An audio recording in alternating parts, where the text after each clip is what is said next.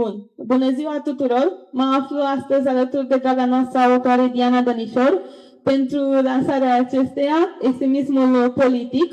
Înainte de a-i da cuvântul, pentru a vă spune câte ceva pe conținutul lucrării și de ce a vrut să scrie această lucrare, doresc să spun câteva cuvinte despre frumoasa noastră colaborare și relaționare. Mereu mă bucură telefonul dumneaei atunci când mă sună și mai vine cu încă o carte la noi.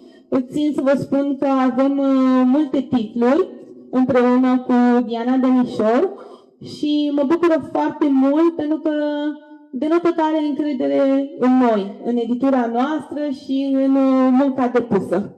Vă dau cuvântul. Mulțumesc! Bună ziua tuturor! Într-adevăr, colaborarea cu editura CH Beck datează din anul 2007, când au avut, nu știu dacă plăcerea, dar intuiția să-mi publice prima carte, care s-a vândut din 2007 până acum, în fiecare an, se vinde în continuare, ceea ce nu poate decât să ne bucure. Între timp am mai publicat la această editură încă 9 titluri, deci am 10 titluri publicate cu editura CH Beck. Colectivul de redacție este minunat, cu toate că s-a schimbat de-a lungul acestor zeci de ani. Angajările făcute denotă aceeași calitate a redactorilor și redactorilor șefi, capacitate mare de muncă, dedicare, sârguință și foarte multă seriozitate. Nu pot decât să mă bucur că totul de această editură, care este editură de prestigiu la nivel național, și sper că în continuare o să ne accepte lucrările pe care o să le public. Tema extremismului politic este una foarte ofertantă. Această idee mi-a venit stând seara la televizor. Cum facem cu toții, după o zi de bun, că stăm la televizor să ne relaxăm și, din nefericire, erau știri, un program de știri, unde se vorbea despre extremismul politic de o manieră foarte ciudată. Am schimbat programul, am schimbat discursul, se vorbea tot despre extremismul politic, dar de altă manieră. Aceste interpretări divergente m-au făcut să vreau să aflu care este, de fapt, baza extremismului politic. Și am început să caut pe internet. Mi s-a părut foarte interesant și am zis, da, o să fac un articol, că tema este foarte ofertantă, e interesantă, hai să fac un articol. După ce m-am apucat să studiez, tema a devenit și mai interesantă și m-am apucat și am făcut structura planului unei cărți. Și așa s-a născut proiectul acestei cărți, care zic eu că este foarte reușită. După ce am dat-o spre publicare la editura CH Beck, am trimis-o la publicare, la analiză spre în vederea publicării și la editura următoare din Paris, cea mai mare editură enciclopedică din Franța.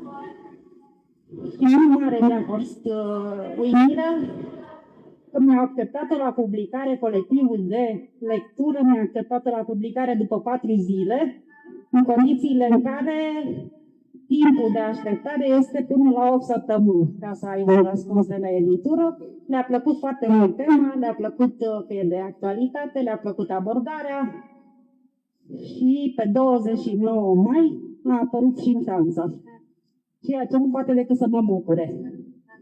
Zicem că cucerim lumea cumva, unul cu armele, unul industrial, unul economic, unul tehnologic. Noi, ca profesori și cercetători, ne dorim să cucerim lumea prin scris. Cred că e cea mai pașnică manieră de cucerire a cuiva. Diplomația culturală este foarte importantă pentru noi, profesorii cercetătorii, și cu cât mai multe cărți de valoare publicate la nivel mondial citate, în consecință, eu cred că asta aduce plus valoare României. Prin ce se remarcă această carte față de cărțile concurenței? În primul rând, se scrie foarte mult de extremism politic, dar este văzut dintr-o perspectivă politică, politologică, sociologică. Cartea mea nu se limitează la o simplă abordare, este o abordare pluridisciplinară, tratează extremismul politic. Spuneam că această lucrare se remarcă față de lucrările concurenței printr-o abordare holistică și structurată, spre deosebire de alte cărți care tratează un singur tip de extremism, de exemplu de extremism de stânga, de dreapta, extrema dreapta, extrema stângă și islamul radical. Această lucrare propune o analiză globală, acoperind diferite forme de extremism, istoric, contemporan, ideologic, terorist, instituțional. De asemenea, anumite lucrări tratează extremismul din punct de vedere istoric, fără să se aplece asupra actualității sale, asupra contemporaneității. Această lucrare, pe lângă faptul că tratează extremismul în paralel între regimurile totalitare istorice și cele actuale în Europa, oferă o perspectivă comparativă unică, consider eu, din consultarea lucrărilor de specialitate publicate în România și la nivel mondial.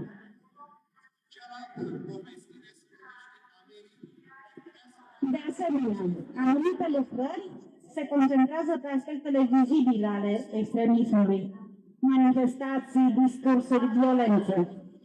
Lucrarea mea infiltrează pe lângă aceste manifestări și infiltrarea instituțiilor democratice de către ideologiile extreme, care este un fenomen subtil, dar esențial în erodarea democrației. De asemenea, se remarcă printr-o abordare europeană cu studii de caz variate. Anumite lucrări europene tratează extremismul în context francez sau occidental. Lucrarea mea tratează extremismul detaliat în mai multe țări europene, Franța, Italia, Austria, România, Ungaria, ceea ce o face relevantă pentru un public mai larg. De asemenea, cartea oferă și soluții, este un angajament față de soluții. Dacă anumite lucrări se mulțumesc să constate și să analizeze extremismul, această lucrare merge mai departe, propunând piste de combatere. Combaterea, după părerea mea, este prin dialog și educație pentru întărirea rezilienței democratice, reforme instituționale și politici publice pentru a limita influența extremistă. Această abordare constructivă și orientată spre viitor reprezintă un atu major al lucrării. Atât cu prezentarea lucrării, în detaliu, în momentul în care o să o citiți, o să vedeți că cartea are titluri foarte ofertante. Am învățat și eu de la alți autori, fiind traducător de carte, că o carte bună este bună nu numai prin conținut, este bună și prin titluri, subtitluri, pentru că atrage un public larg, interesat de varietatea acestor abordări. Mi-am pregătit discursul pentru astăzi. Am făcut o poezie. Eu scriu și poezie. Și dacă îmi dați voie, o să vă citesc. Dacă mai și găsesc. Nu. Se cheamă Oglinda vremurilor noastre. Poem filozofic inspirat de lucrarea extremismului politic, oglinda tulburătoare a vremurilor noastre. Extremismul nu vine strigând, ci ca o liniște care sugrumă, cu mâini curate, cu promisiuni de ordine, cu răzimi făcute scrise pe pereții democrației. Refuză pluralitatea, nu prin sabie, ci prin simplificare.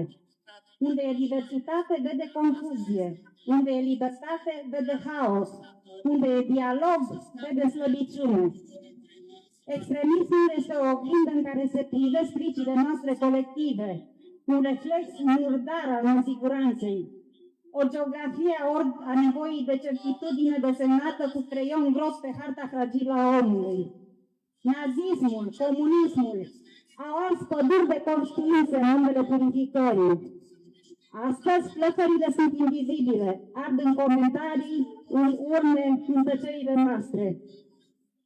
Extremismul de azi poartă costum, vorbește despre morală, apără națiunea, în timp ce descompune statul de drept în bucăți convenabile. Nu mai vine cu bocanci, ci cu diplome, cu microfoane, cu platforme care filtrează adevărul prin de ură. Libertatea devine negociabilă, dreptul la protest condiționat, alegerile o iluzie a voinței.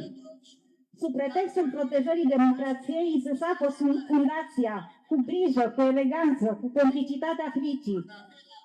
Dar democrația nu moare scrivită, moare de tăcere, de oboseală, de uitarea memoriei. Ea cere luciditate, nu aplauze. Soluțiile nu se găsesc în puști, ci în școli, în biblioteci, în conversații grele și inconfortabile despre alteritate, despre istorie, despre greșeli. Extremismul nu e monstru, e oglinda, iar ceea ce vedem în ea depinde de ce alegem să nu uităm. Vă mulțumesc foarte, foarte, foarte mult! Vă mulțumesc și eu, un poem cu adevărat emoționant și plin de adevăruri. Mulțumesc mult!